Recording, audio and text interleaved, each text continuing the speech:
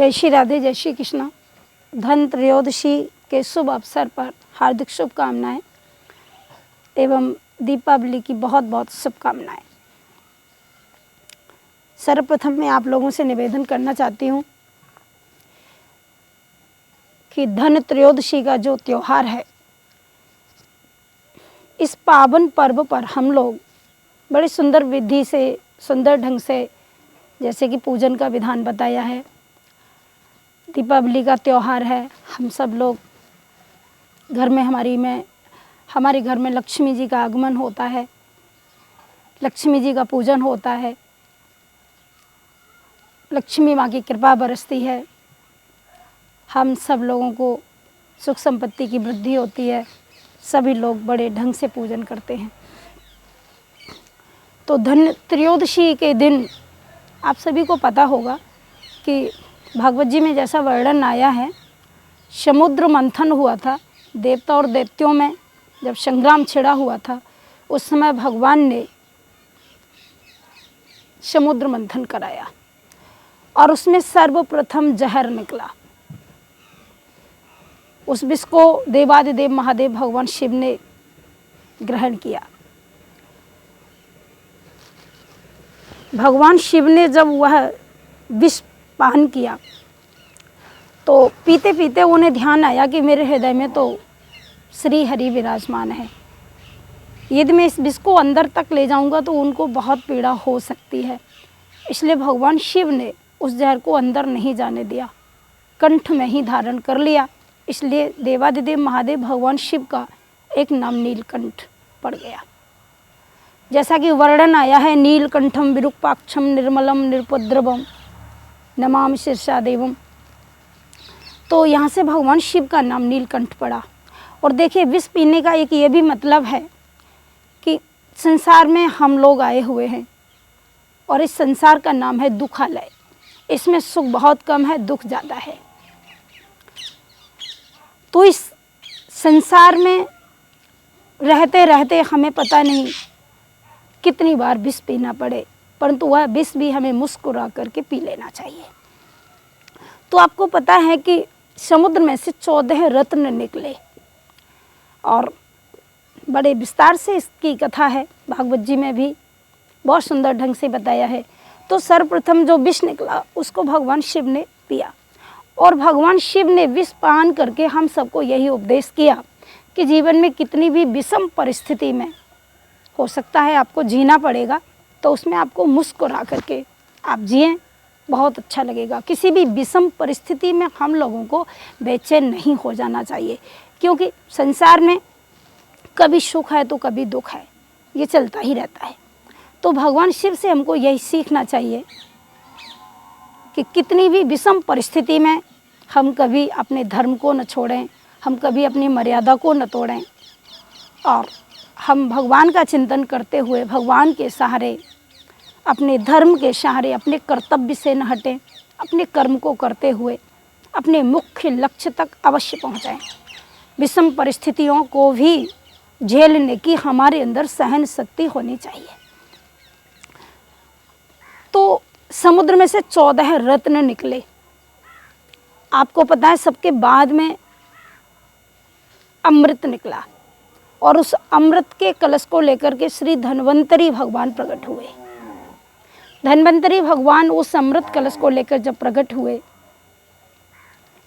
तो उसको पीने के लिए जब दैत्यों ने अपनी पंक्ति को बना रखा और पीने के लिए जब बार बार छीना झपटी होने लगी, देवताओं ने कहा हमने इसका मंथन किया है तो इसे हम पिएंगे, दैत्यों ने कहा हम पिएंगे, तो धन्वंतरी भगवान से वह कलश छीन लिया गया। और उस समय विष्णु भगवान मोहिनी का रूप धारण करके प्रकट हुए। भगवान नारायण ने अमृत देवताओं को पिलाया और उसके बाद जो संग्राम हुआ आप सभी लोग परिचित हैं। संग्राम के बाद देवताओं को आज भगवान ने विजय दिलाई और दैत्यों को हार मिली। तो ये एक बड़ा प्रसंग है। लेकिन मेरा एक ही आप सभी लोगों से निवेदन था कि धन त्रयोदशी हम लोग क्यों मनाते हैं। आज के दिन धन्वंतरी भगवान का प्राकट्य हुआ। देखिए, हम लोगों के लिए धन बहुत ज़रूरी है, परंतु धन से भी पहले हम लोगों का शरीर निरोग रहे, ये बहुत ज़रूरी है। क्योंकि शास्त्र कहता है प्रथमम सुखम काया निरोगम। पहला सुख है यदि हमारी काया स्वस्थ हो, हमारा शरीर स्वस्थ हो, हम निरोग रहें।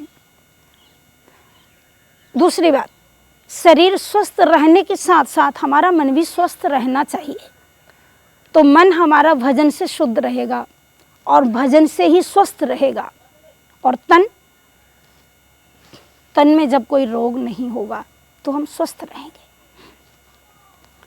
तो इसीलिए धन्वंतरी भगवान ने जो अमृत कलश लेकर के जो उनका प्राकट्य हुआ, तो ये बड़ा सुंदर त्यौहार हम लोग बड़ी श्रद्धा से विधिवत पूजन करते हैं। इसमें धन की प्राप्ति करने के लिए कुबेर की पूजा की जाती है।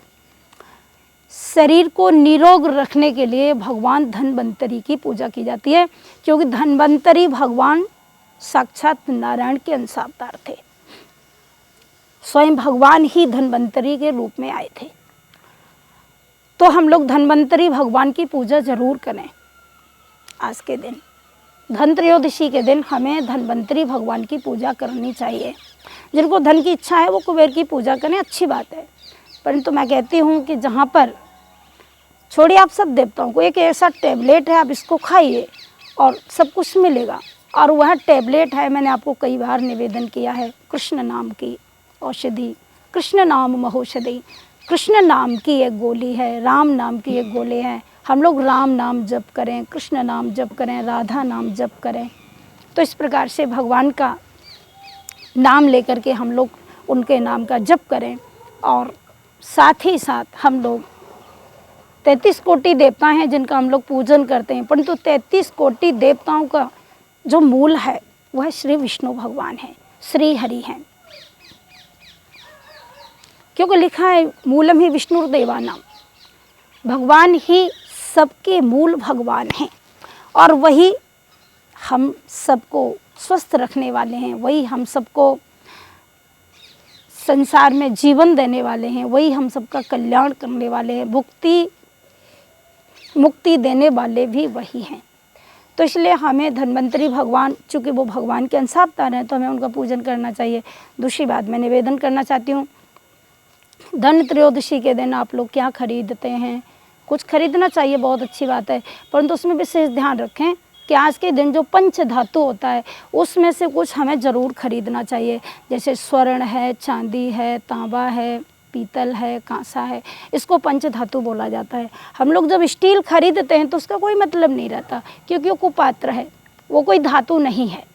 लेकिन तो आज हमें ध्यान रखना चाहिए, विशेष करके ध्यान रखना चाहिए जो माताएं बहनें जो बहुत ज़्यादा मार्केट में जाती हैं। आज के दिन बहुत माताएं जाएंगी, बहुत कुछ खरीदेंगी, अवश्य खरीदिए, परंतु उसमें ध्यान रखें किसी भी धातु को आप खरीदें। जैसे पंच धातु है, सोना है, चांदी है और तांबा है, पीतल है, कांसा है, इन्हीं में से कुछ होना चाहिए। दूसरी बात निवेदन है कि सबसे पहले घर की कोई वस्तु नहीं खरीदनी चाहिए। आप जब भी कुछ खरीदें तो सर्वप्रथम भगवान के लिए कुछ ज़रूर खरीदें। आप कुछ नहीं तो एक तांबे का लोटा खरीदें, जिससे भगवान को रोज़ जल समर्पित कर सकते हैं, भगवान शिव जी पर जल चढ़ा सकते हैं, तुलसी जी को जल चढ़ा सकते हैं, बहुत ज़रूरी है। घंटी खरीदें जिससे हम लोग पूजा करते हैं, भगवान के भोग के लिए थाली, कटोरी, चांदी की जो भी आप खरीद सकते हैं, क्योंकि सर्वप्रथम हमें भगवान के लिए कुछ खरीदना है। देखो अपना क्या है? अपना कुछ है नहीं, तन मन धन सब कुछ है तेरा, तेरा तुझको अर्पण क्या लागी मेरा। ये बोलना बहुत सरल है, इस पर चलना बहुत कठिन है। तो तन मन धन कैसे उसका होगा? घर में जो भी लाओ, सर्वप्रथम जो भी चीज़ आपके यहाँ आनी चाहिए, सर्वप्रथम वो भगवान को समर्पित होनी चाहिए। तो घर में जो भी चीज़ आए सबसे पहले वो भगवान जी को समर्पित करिए। कुछ भी आपके घर में कोई नई गाड़ी आती है तो पहले भगवान को समर्पित करिए, पहले उसको भगवान को विराजमान करिए उसमें और भगवान को ही उसका सारथी बनाइए।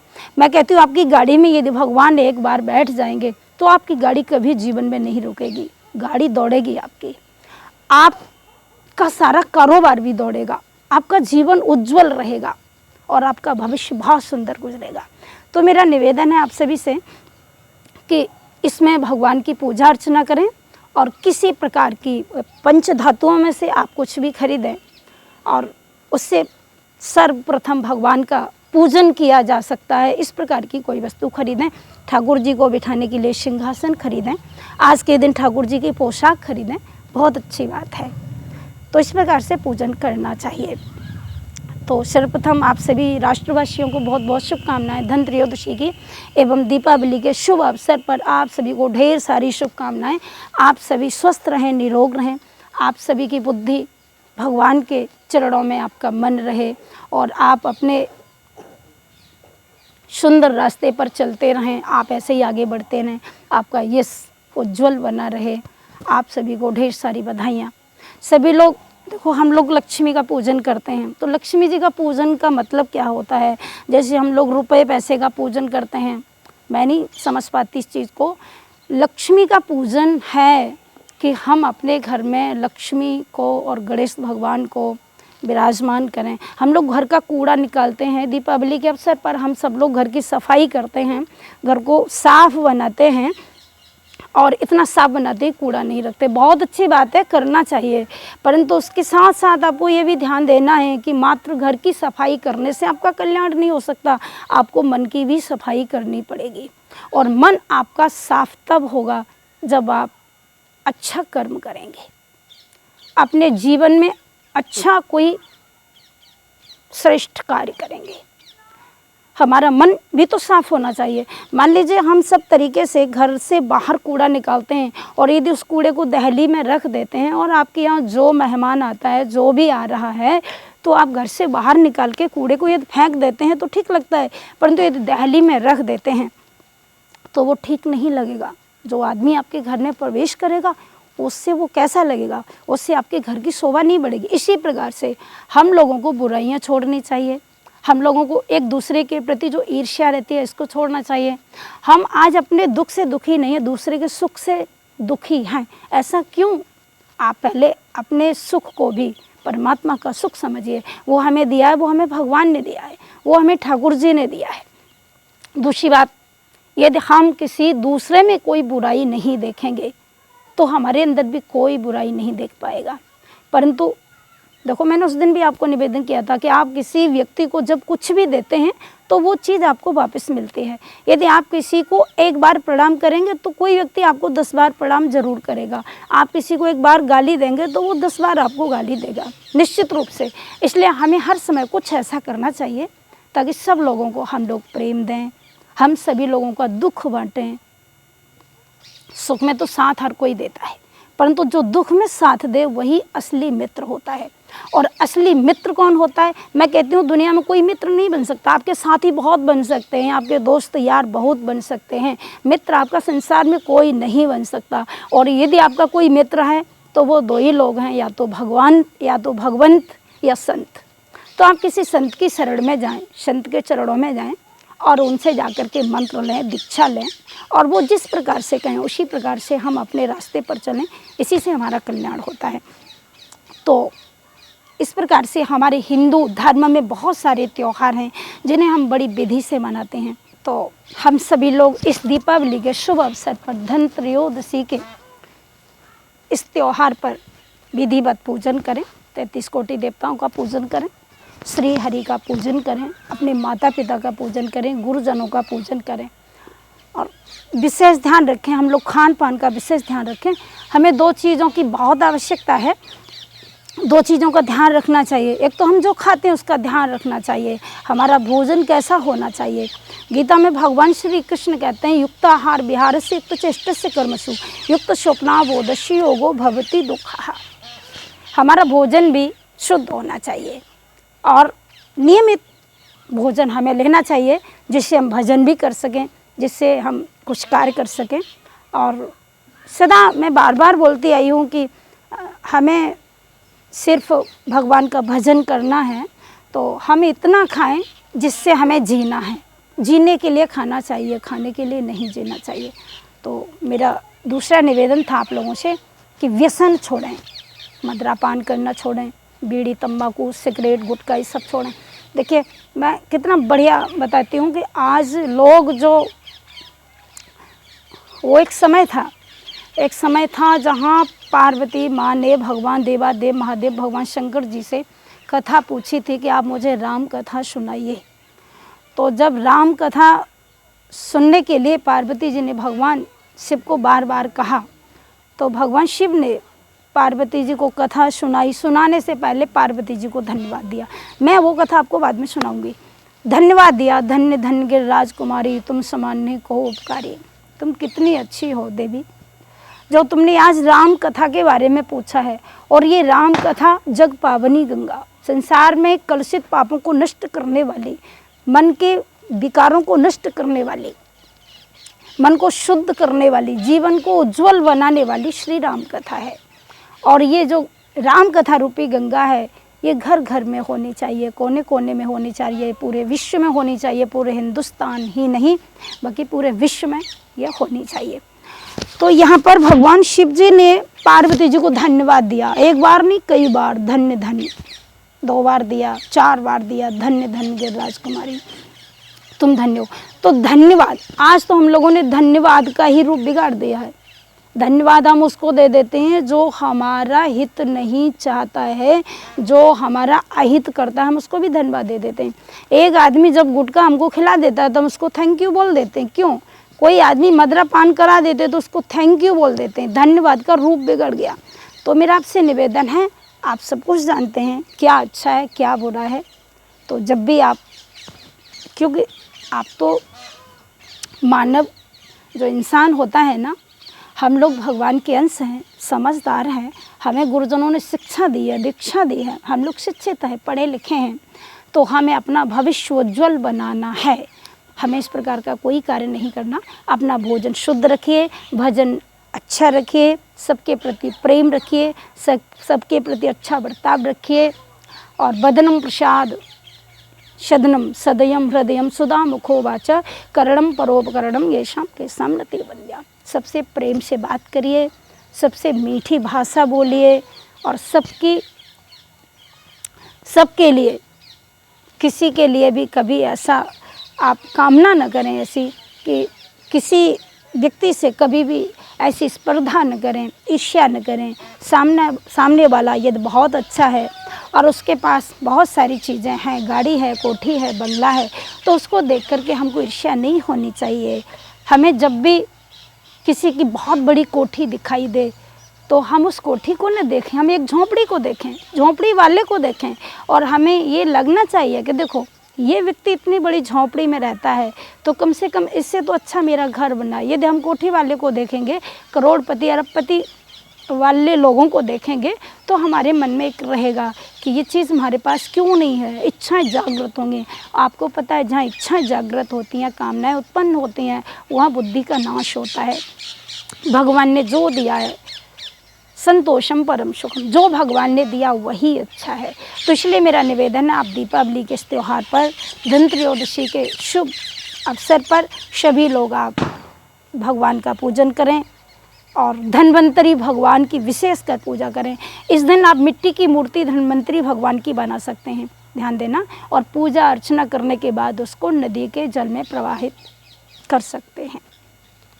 तो इस प्रकार से धन्वंतरी की पूजा करने से दीपक रखें। और दीपक आज वो जो हम लोग यदि निरोग रहना चाहते हैं तो धन्वंतरी भगवान की पूजा करनी चाहिए।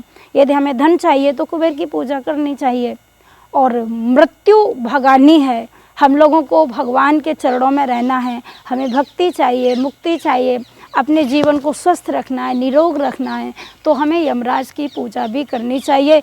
इसलिए यमराज के लिए एक दीपक जलाते हैं और हम द्वार पर उसको रखते हैं, तो वो हमें एक संदेश देता है कि तुम्हारे घर में कभी कोई बीमारी नहीं आएगी, कोई कष्ट नहीं आएगा, कोई रोग नहीं आएगा। और हमारे घर में लक्ष्मी जी के आने के लिए भी वो संदेश देता है कि तुम्हारे घर में लक्ष्मी जी आने वाली हैं। उनके स्वागत में हम लोग वो दीपक रखते हैं। तो इसलिए हम लोग लक्ष्मी भगवान गणेश की ढंग से पूजा करें, विधिवत पूजा अर्चना करें और उनसे क्षमा प्रार्थना करें। सदैव हमारी बुद्धि भगवान के चरणों में रहे। संसार का मंगल हो, सभी का भला हो, उसके बाद हमारा भला हो। सर्वे भवन्तु सुखिनः, सर्वे सन्तु निरामया। पहले सबको सुख मिले, सभी सुखी रहें, उसके बाद भगवान हमें भी सुखी रखें, ऐसा भाव लाना चाहिए। तो आप सभी लोगों को ढेर सारी शुभकामनाएं दीपावली के अवसर पर, धनत्रयोदशी के अवसर पर। आप सभी राष्ट्रवासियों को बहुत सारी शुभकामनाएं। जुड़े रहिए आप हमारे इस चैनल से। आप सभी लोग अवश्य अपने इस चैनल को देख रहे होंगे, जो लोग मुझे देख पा रहे हैं, और जो लोग नहीं देख पा रहे हैं तो मेरा निवेदन है, जो नहीं देख पा रहे हैं आप उन लोगों को भी जोड़िए, अपने मित्रों को, अपने सुहृदजनों को, अपने अपनों को, सबको जोड़िए। ये आपका अपना चैनल है। मैं रोज़ भगवान शिवांके बिहारी जी के चरणों में निवेदन करती हूँ। आप सभी हमारे जितने भी सब्सक्राइबर हैं, मैं उन सभी को साधुवाद देती हूँ। भगवान बांके बिहारी जी से प्रार्थना करती हूँ उनके घर में सुख संपत्ति की वृद्धि रहे और उनका मन अच्छा रहे, वह निरोग रहें, वह स्वस्थ रहें, उनकी हर प्रकार की मनोकामनाएं पूरी हों। जय श्री राधे, जय श्री कृष्ण।